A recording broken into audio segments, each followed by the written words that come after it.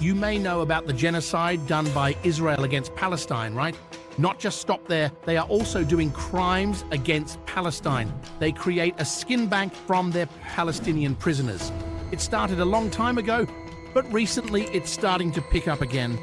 Can you imagine being the victims and their family when they were skinned and their organs removed without the consent of their families?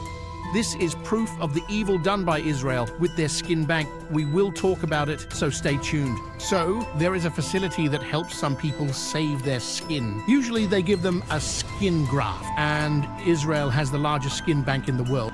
But what is this for, and what does Israel usually do to this skin bank?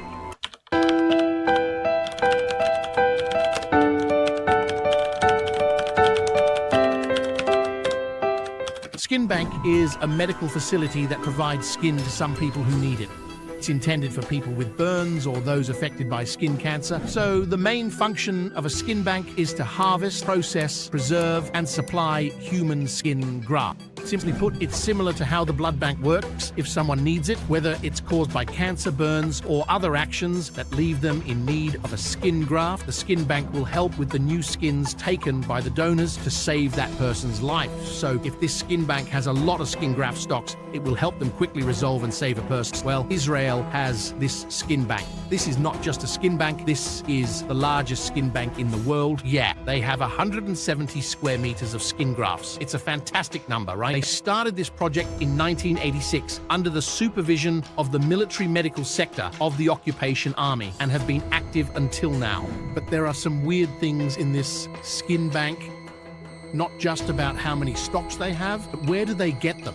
How are they getting it? And how can they become the largest skin bank in the world? Actually, having a skin bank and a lot of stock sounds great, right? They can save people's lives, but it's not as sweet as the sound.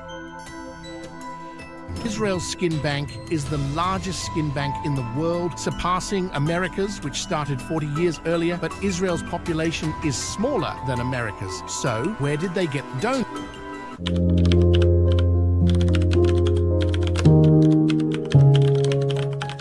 Thing is that the Israeli population is ranked third with the most refusals to donate their organs. It's because they believe in Jews. Well, let's talk a bit about how the Jews believe. In this context, Judaism holds that humans were created entirely and they must return to God in their entirety too. We're created with complete eyes, bodies, hands, and other parts, so we must return when we are as complete as the beginning. And these teachings become a foundation for them, Israel, to not contribute anything about the skin donors, although they are the ones who established this. So the question is, how can they become the largest skin bank in the world when their population doesn't contribute anything?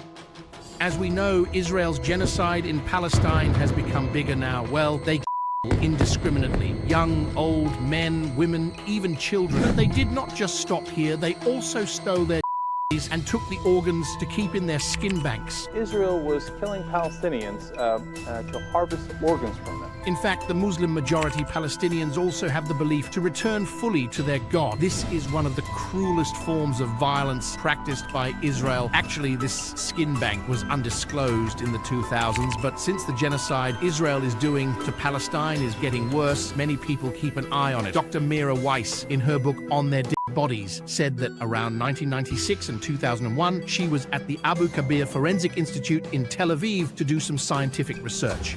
And in her research, she admits that she saw Israel steal Palestinian corpses and organs. So during her time in Tel Aviv, she also said that Israel would take corneas, skin, and heart valves and claimed that their family wouldn't see them. Well, it's because they would replace the organs they took with some plastic and take another skin from the back. And yeah, their family wouldn't notice it. Not just that, Israel also used these dead bodies for research material in universities. And yeah, of course, without any permission from family, the army was allowed to take the organs of Palestinians, but it had to be done by autopsy. Well, this autopsy procedure is used by Israel to take skins that will be placed in their skin bank. Another proof that Israel has stolen Palestinian organs without permission from their families was confirmed by investigative journalist Donald Bostrom. So, in 2001, Bostrom published an investigation that revealed that Israel was stealing Palestinian organs, and this is the first publicly revealed crime of organ theft by Israel. Not just that, Bostrom also revealed another investigation in 2009 in the Swedish magazine Aftonbladet. In this initiative, he said that the Israel Health Ministry created a campaign to encourage their society to donate organs in 1992. Basically, it's because these donors gave it to the Israeli army, which needed it. But the result is not satisfactory. This leads to an imbalance between donor demand and availability at skin banks. So, along with the campaign, several Palestinian youths disappeared at the same time. The Israelis also ordered their families to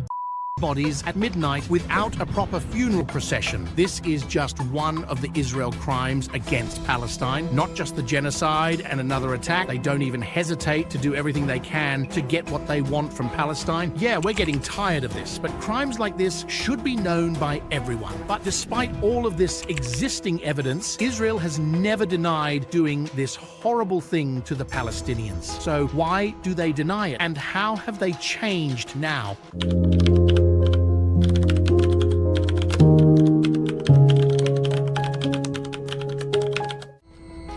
First, in 2009, Israel denied this report. They said that they eventually admitted to harvesting organs from Palestinians, but this practice stopped in the 1990s. Yeah, it means that they did this before, but they have stopped for now. So why has this statement blown up? In the 1990s, Channel 2 TV reported that these specialists in Abu Dhabi took organs such as skin, corneas, heart valves, and bones without permission. These organs were taken from the bodies of Israeli soldiers and citizens, Palestinians, and foreign workers. By that, the Israeli military agrees that they were right to do this practice, but they don't do it anymore. Well, this statement is reinforced because there is no strong evidence to support the claim that Israel has killed Palestinians and taken their organs without permission.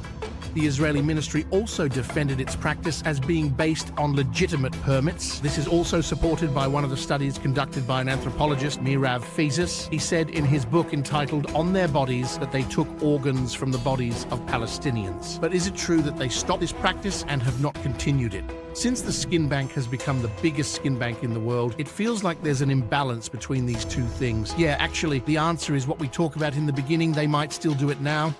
Still doing organ theft without permission, and even got it from body, but do they admit it? Basically, many statements and articles talk about the actual facts. Remember when we talk about Dr. Weiss saying that Israel takes cornea, skin, and heart valves, and they believe that no one, especially the families, wouldn't notice it, and they replace the cornea with plastic. Israel is being accused of committing genocide in the UN's top court. Not only that, they use Palestinian bodies as research material for universities in Israel. Yeah, although this was said during the first Intifada, they still do it now. You know, when Israel detains Palestinian prisoners, they will be left there until their sentence is completed. But when they die during their incarceration, their bodies will also be kept there until the prison term is completed. Let's say you have to fulfill a 5-year prison term, but in year 3, you then your body will be kept 2 years later. Well, you are still considered alive, even though you are actually dead. Recently, an Israeli truck filled with Palestinians whose bodies have been decomposed and covered with cloth went to one of the schools in Gaza. These corpses were left unattended and given numbers and blindfolds.